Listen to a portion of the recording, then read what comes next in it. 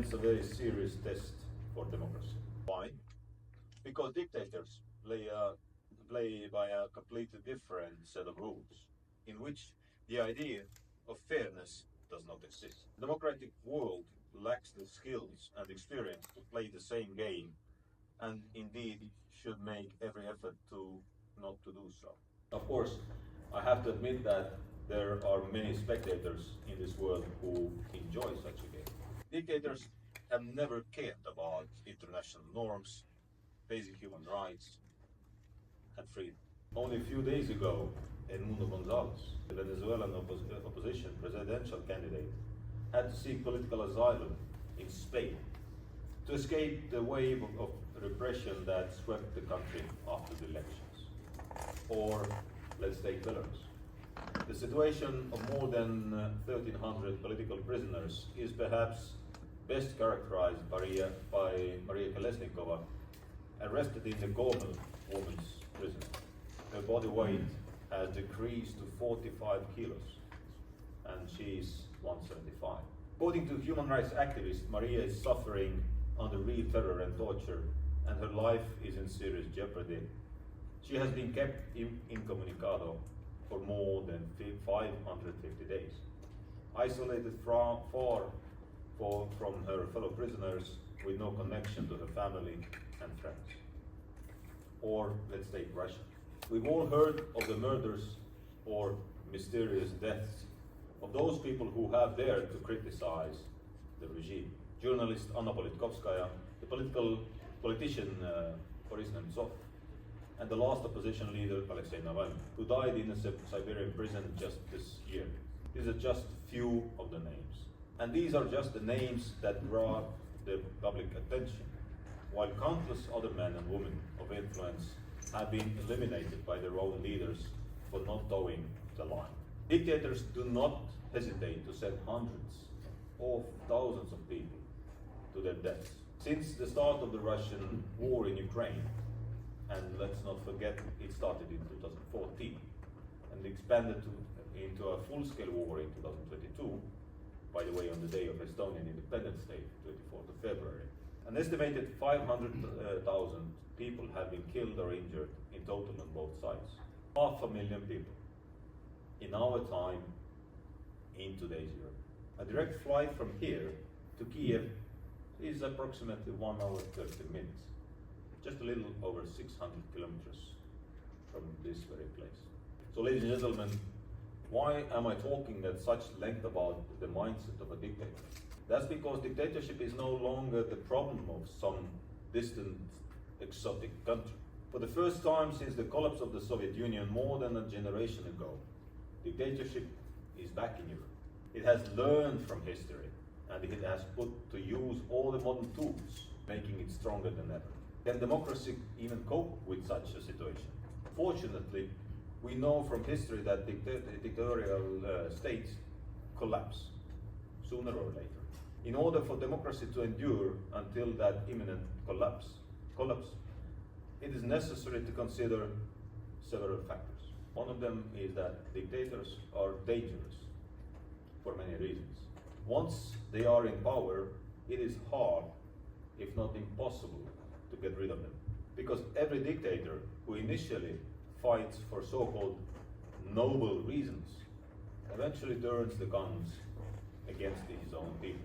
That is why there is a little hope that the people of these countries will be able to restore democracy on their own.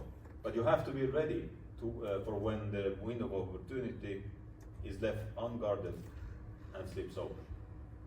Every moment counts. We here in Baltics, Estonia, Latvia and Lithuania, have been lucky. We have managed to escape a dictatorship twice in history. And unfortunately, it has not been the same for many who were part of the Soviet Union. Russia shows us every day for decades already that its ambition is to re-establish Russian Empire, or at least the Soviet Union. Russia first conquered part of Georgia in 2008, then Crimea 2014, and Donbass. And let's be honest, even after the full-scale war in 22, Europe and the rest of the world watched this too calmly hoping that each following conquest would be the end of it. Some hope that this time everything will stay within the borders of Ukraine. Can we afford to just hope? Definitely not. Grandparents and great-grandparents all along the border with Russia can talk at length about why we can't. Let's face it, Russia will not change. The naive hope of the 90s that Russia would become a country with a democratic legal order, with the freedom of speech and thought, has disappeared. We have to have a very clear and vocal understanding of the need to stand up for freedom, values, and territorial integrity. In addition to diplomatic efforts, Russia must be kept within its borders, with clear and strong military deterrence. I want to emphasize that the joint statement of the world's two leading foreign intelligence agencies, published in an op-ed in Financial Times just a few days ago in September, should be taken very seriously.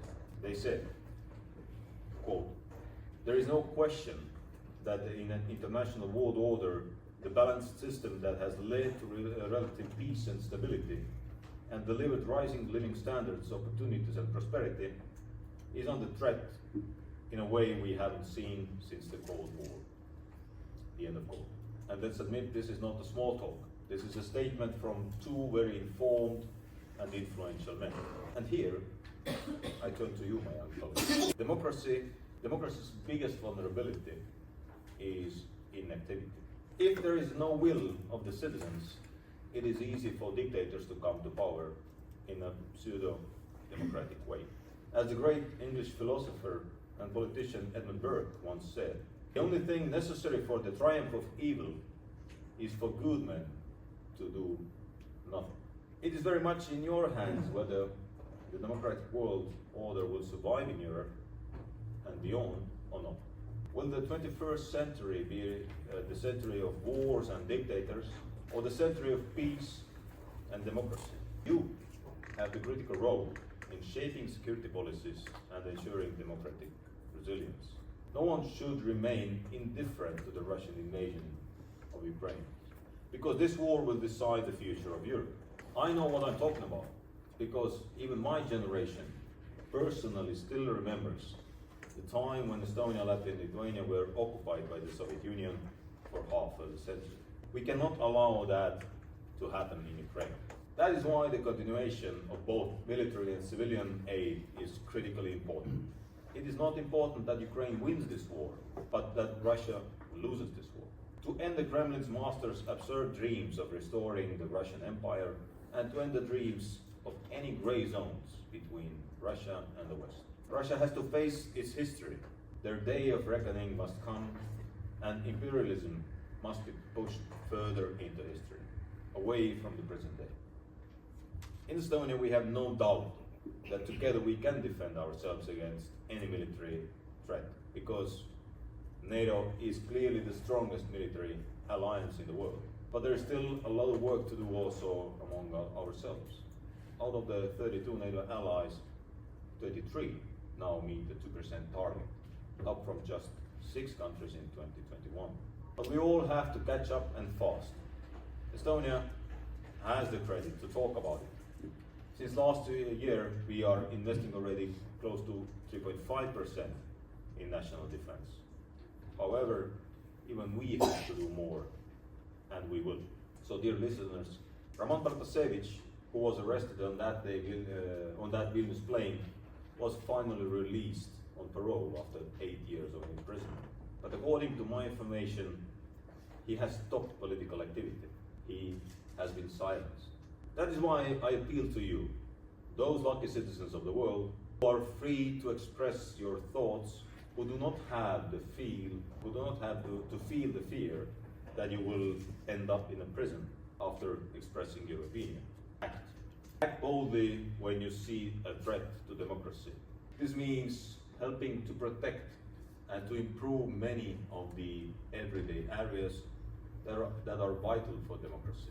Whether it's freedom of expression, whether it's a free press, whether it's the right of people to demand an answer from the leaders of the country, whether it's preventing corruption, just be proactive and be bold.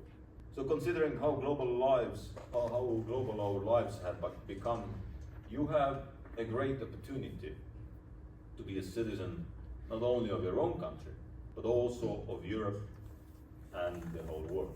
Carry this role with pride. And as I said, be bold. Thank you very much.